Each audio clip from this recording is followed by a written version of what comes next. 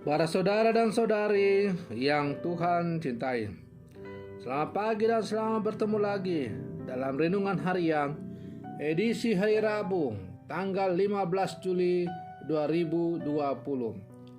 Hari ini gereja merayakan peringatan wajib Santo Bonaventura, seorang uskup dan pujangga gereja. Mengawali hari yang baru ini, kita hendak mendengar dan merenungkan sabda Tuhan. Marilah sebelum kita mendengar dan merenungkan sabda Tuhan, kita berdoa. Dalam nama Bapa dan Putra dan Roh Kudus. Amin. Allah Bapa yang kekal dan kuasa, hari ini kami memperingati Santo Bonaventura. Semoga hati dan budi kami diterangi oleh pengetahuannya yang cemerlang, dan hati kami dikobarkan oleh cinta kasihnya. Bersabdalah ya Tuhan, kami siap untuk mendengarkan. Semoga sabdamu yang kami dengar untuk mengawali hari yang baru ini sungguh menjiwai kehidupan kami di sepanjang hari ini. Semoga contoh teladan hidup Santo Bonaventura yang selalu mencari kehendak-Mu sungguh menjiwai seluruh kehidupan kami. Terpujilah Engkau Bapa, Putra dan Roh Kudus, kini dan sepanjang segala masa. Amin. Para saudara dan saudari yang Tuhan cintai, sabda Tuhan yang hendak kita dengar dan kita renungkan bersama diambil dari Injil Matius pasal 11 ayat 25 sampai 27. Tuhan sertamu. Inilah Injil Tuhan kita Yesus Kristus menurut Santo Matius. Sekali peristiwa, berkatalah Yesus, Aku bersyukur kepadamu ya Bapa, Tuhan langit dan bumi, sebab semuanya itu kau sembunyikan bagi orang bijak dan orang pandai, tetapi kau nyatakan kepada orang kecil. Ya Bapa, itulah yang berkenan di hatimu. Semua telah diserahkan oleh Bapakku kepada aku, dan tidak seorang pun mengenal anak selain Bapa, dan tidak seorang pun mengenal Bapa selain anak, serta orang yang kepadanya anak berkenan menyatakannya. Demikianlah Injil Tuhan. Para saudara dan saudari yang Tuhan cintai, kehadiran Allah dengan seluruh misteri keberadaannya suka ditangkap oleh mereka yang sombong dan angkuh. Ia mengandalkan kemampuan akal budinya atau kemampuan berpikirnya yang cemerlang. Sebaliknya, kehadiran Allah dan seluruh misteri keberadaannya justru menjadi mungkin tersingkap bagi mereka yang rendah hati dan mempunyai semangat pemberian diri yang benar. Dan semangat yang sedemikian itulah yang lebih sering ditampilkan oleh sahabat-sahabat kita yang kecil dan sederhana. Salah satunya adalah Santo Bonaventura yang hari ini pestanya kita rayakan. Mereka mudah tergerak memberi perhatian dan bantuan sederhana. Mereka adalah pribadi-pribadi yang mudah menerima kritikan, saran, dan bantuan.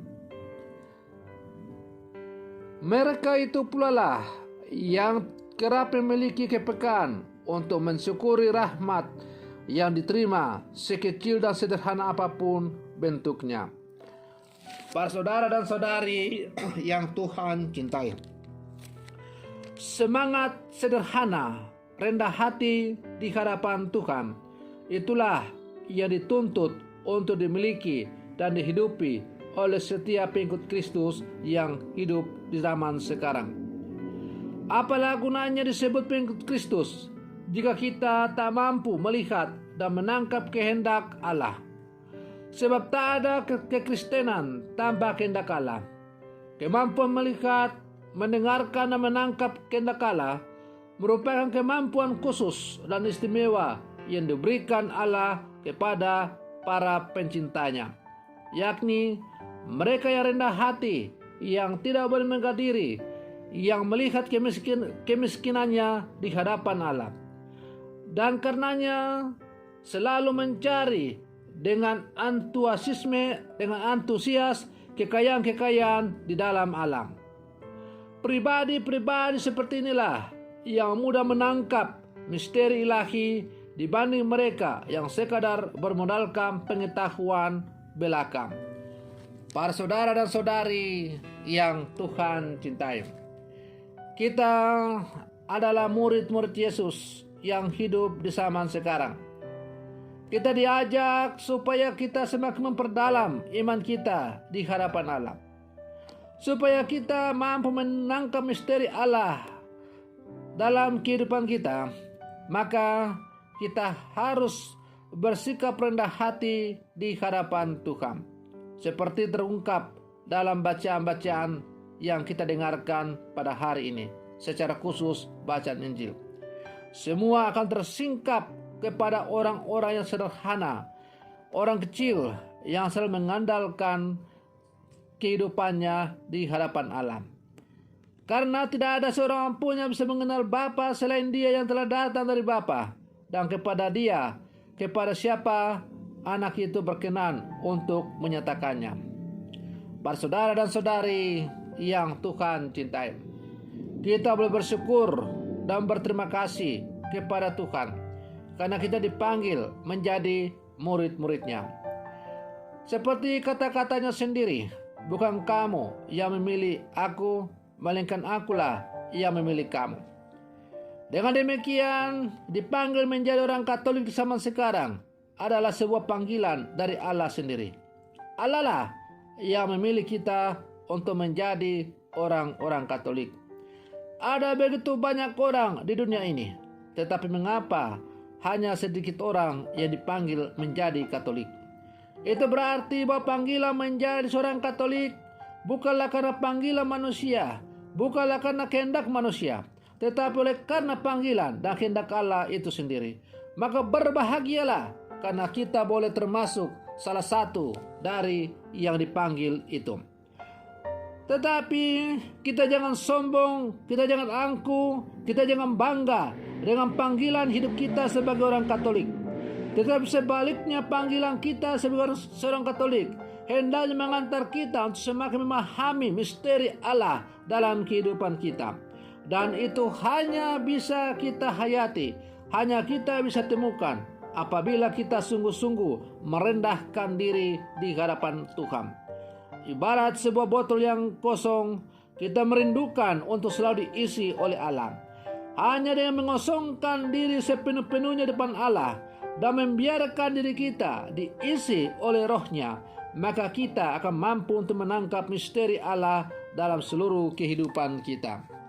Para saudara dan saudari yang Tuhan cintai, semoga semangat Santo Bonaventura yang selalu mencari kehendak Allah dalam seluruh hidupnya juga menjadi kehendak kita dalam seluruh perjalanan hidup kita. Hendaklah kehendak Allah yang selalu kita cari dalam seluruh kehidupan kita sebagai murid-murid Yesus yang hidup di zaman sekarang. Semoga permenungan saya ini semakin menghantar kita untuk menjadi orang-orang yang Katolik yang tangguh di zaman sekarang, yang selalu mencari kehendak Allah dalam seluruh kehidupannya. Semoga demikian. Selamat pagi. Tuhan Yesus memberkati.